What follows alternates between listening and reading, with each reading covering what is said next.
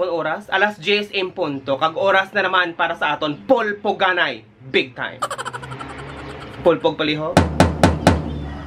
Tabi mo ikaw lang, nan ari subong pulpoganay kita.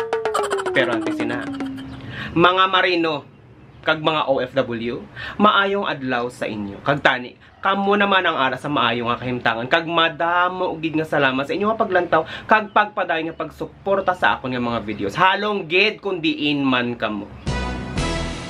Pagbog daw ko ginabaw kadamo sang mensahe. Gapamangkot sang akon nga reaksyon tungod sang nagakanatabo dira sa Bacolod. Ato ba lang isa ka istasyon sa radyo nga kung ano-ano mga ginapanghambal. Gani, ginlantaw ko gid ang video. Pasensya na kung naulihi ako. Kaya siyempre dapat lantawon tagid anay ina. Gani ari nang akon nga komento para sa aton. Punto por punto. Punto por punto. Pulpo ganay sa ugto. Mas namin. Una nga komento. Sa una nga punto. Pulpog? Thank you. Una ko nga komento amo ni. Sa ginhambal bala nga ang iban sa inyo ang mga marino, ka mga tikalon, kag ang inyo nga kamot, puro skibo, kaya siyempre halala ka mo kapang tilteg sa barko. Kasakit batyagon. Oh, no! Amo lang ginakon mahambal. Kasakit batyagon. Para sa isa ka media personality, hindi na yakinahanglan nga ihambal pa ina nimo.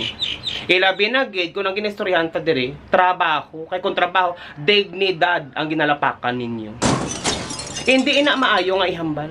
Biskan maghamba ka pa nga para na to sila nga duha. Kayang iban, masakitan gid na iya. Gani hindi ina siya manami nga ihambal, especially on air pa kamo. Gani para sa mga abyan ko nga mga marino, sulong. Kuha ka mo sang inugpulpog. Sulungon naton dito. Kag pulpogo ng Monica ni Chay. Kaya siyempre basi amo nang rason kung nga ang bitter siya sa inyo nga mga marino. Basi kung anong kalatabo dira sang una. Gani sulong, pulpogon ang Monica ni Chay. Pero, halong ka mo. Kay basi inang Monica, sa kadugay nga wala nalabogay. Gintubuan na inasang batad kag talaba.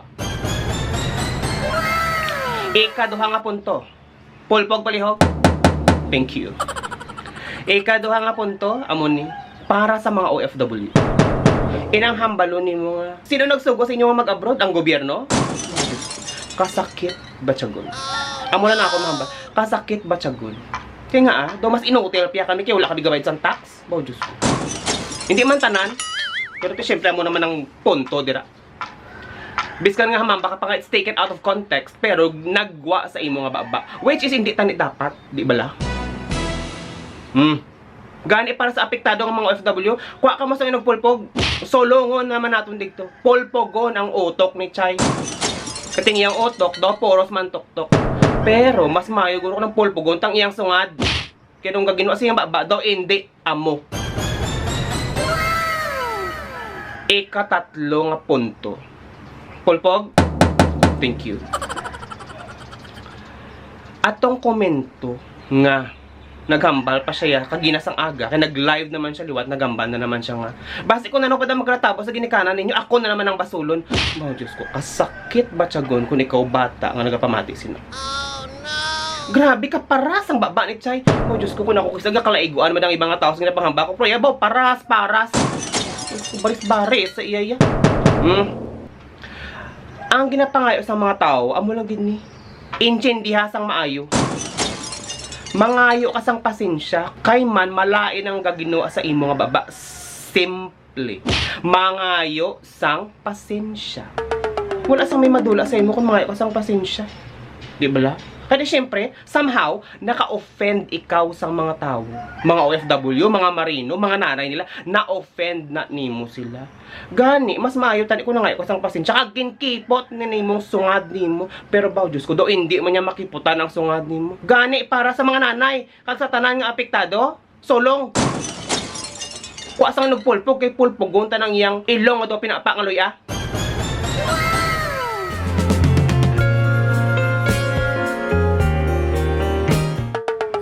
Gani para sa mga marino, sa mga OFW, sa mga nanay nila, kung sino man din ang nasakitan sa inyong pahambalya, ako na lang ang isang pasensya para sa iya. Pulpog, thank you.